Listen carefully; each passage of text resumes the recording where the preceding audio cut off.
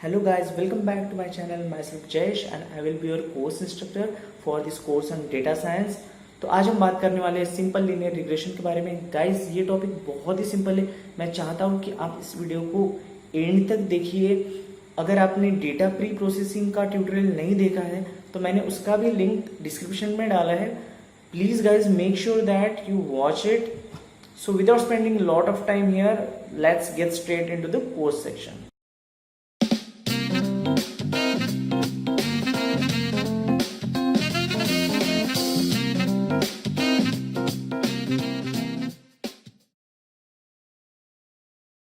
चलो गाइस फटाफट से स्टार्ट कर लेते हैं।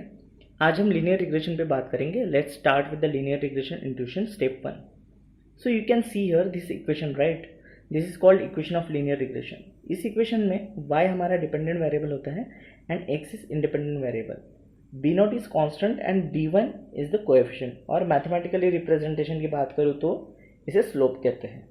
गाइज जहाँ तक 99% स्टूडेंट को ये बात पता है, बट मैं चाहता हूँ कि जो भी इस ट्यूटोरियल को देखे वो इसको पूरी तरह से समझ सकें.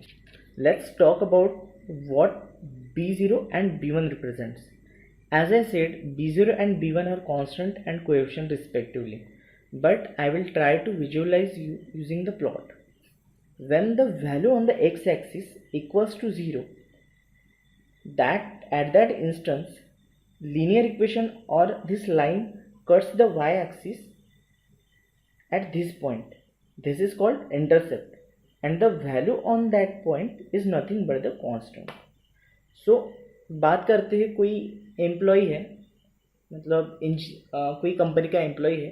अगर मान लो उसका एक्सपीरियंस 0 है तो उसको जो सैलरी मिलेगी वो कांस्टेंट के बराबर मिलेगी, मतलब जहाँ पे वो लाइन बाय एक्सिस पे कट करे.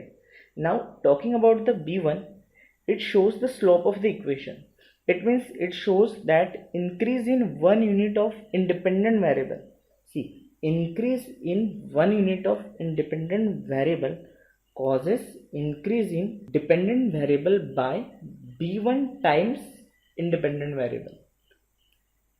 अगर मैं एग्जाम्पल के तौर पे बात करूँ तो अगर मान लो किसी एम्प्लॉय का एक्सपीरियंस अगर 1 साल से बढ़ा दिया गया, मतलब 1 यूनिट और 1 ईयर से बढ़ा दिया गया, तो उसकी सैलरी आप देख सकते हो ग्राफ में कितना 10,000 से ज़्यादा हो. सो 10,000 is representing b1. Okay, now let's come on the main topic. Suppose कोई सॉफ्टवेयर कंपनी है उनको उनके इंजीनियर्स को उनको एक्सपीरियंस के हिसाब से सैलरी देनी है, बट उनका जो सैलरी डिस्ट्रीब्यूशन मेथड है वो थोड़ा सा अनइवन है. So the company wants to make a model so that it could distribute the salary correctly to their employers in the right way. So one way to solve this problem is drawing a straight line passing through these points. Not exactly, because that is not even possible, but draw a line which passes nearly through these points. So मैं ऐसी बहुत सारी line निकाल सकता हूँ. Like one way is draw the line like this, another is like this, one is horizontal, one is vertical.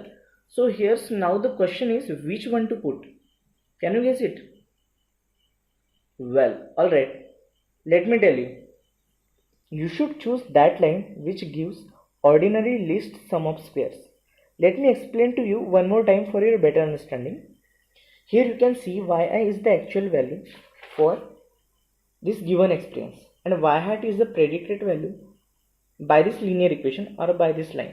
So we have to take the difference between yi and yi hat and square it up. Then do the same thing for all the next points. Keep repeating up to n points and add them all. तो जिस line के लिए तुम्हें सबसे कम सम मिलेगी, that will be the best fit line for your model. तो guys आपको, I hope आपको ये बात समझी होगी और इसी बात के ऊपर, इसी कंसेप्ट के ऊपर अपना लीनियर रिग्रेशन मॉडल बेस्ट है.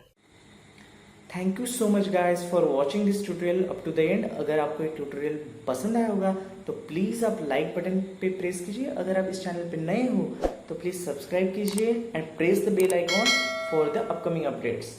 Thank you.